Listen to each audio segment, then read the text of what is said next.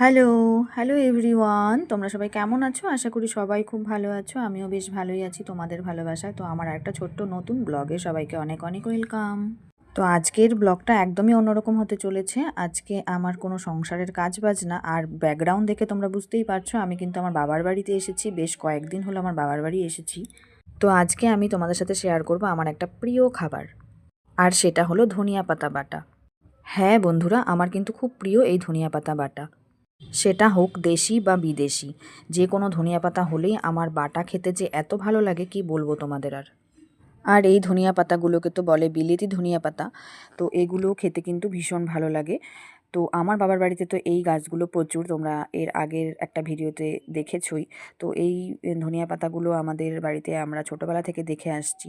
তো জঙ্গলের মতো মানে হয়ে যায় একবার, যদি শিকড় থেকে যায় সেই গাছ থেকে হতে থাকে। তো আমাদের বাড়িতেও এটাই হয়েই যাচ্ছে, সেই ছোটোবেলা থেকেই দেখে আসছি।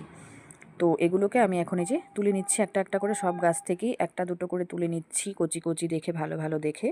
গরম ভাতে যদি এই বাটা থাকে সত্যি আর কিছুই লাগবে না, এক থাল ভাত আমি হামেশাই খেয়ে নিতে পারবো। তো তোমাদের কার কার প্রিয় এই ধনিয়া পাতা বাটা অবশ্যই কমেন্টে জানিও।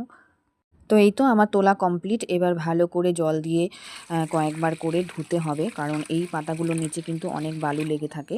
তো ভালো করে কচলে কচলে আমি কয়েকবার করে ধুয়ে নেব। ধুয়ে নেওয়ার পরে এগুলোকে আমি ভালো করে একটু কুচি কুচি করে কেটে নেব, কারণ কুচি কুচি করে কাটলে ভাজতেও সুবিধা হবে আর পাটাতে বাটতেও সুবিধা হবে। তো আমি তো পাটাতেই বাটবো, মানে শিল নোড়া। তো সেজন্য একটু ভালো করে পলে নিচ্ছি। তো পলে নিয়ে তার সাথে আমি দেব রসুন আর পেঁয়াজ আর কাঁচা লঙ্কা, তার সাথে দেবো একটু কালো জিরেও। তো এই যে একটা রসুন আর একটা পেঁয়াজ ভালো করে কেটে নিলাম ছোট ছোট করে। লঙ্কাগুলোকে ডুমো ডুমো করে কেটে নিয়েছি, পেঁয়াজ সব কিছু কেটে নিয়ে এবার আমি কড়াইতে বসিয়ে দেব। এই তো আমার কড়াই বসিয়ে দিয়েছি, আর কড়াইটা কিন্তু একটু পুড়ে গেছে, কারণ আমি তার আগে করে নিয়েছিলাম বেগুন ভাজা। তো তার জন্য একটু কড়াইটা লাল হয়েছে। তো কড়াই নিয়ে কেউ নিন্দা করো না। তো যাই হোক, কড়াইয়ের মধ্যে আমি সর্ষের তেল দিয়ে দিয়েছি, আর সর্ষের তেল দেওয়ার পরে কালো জিরে ফোড়ন দিয়ে দিলাম।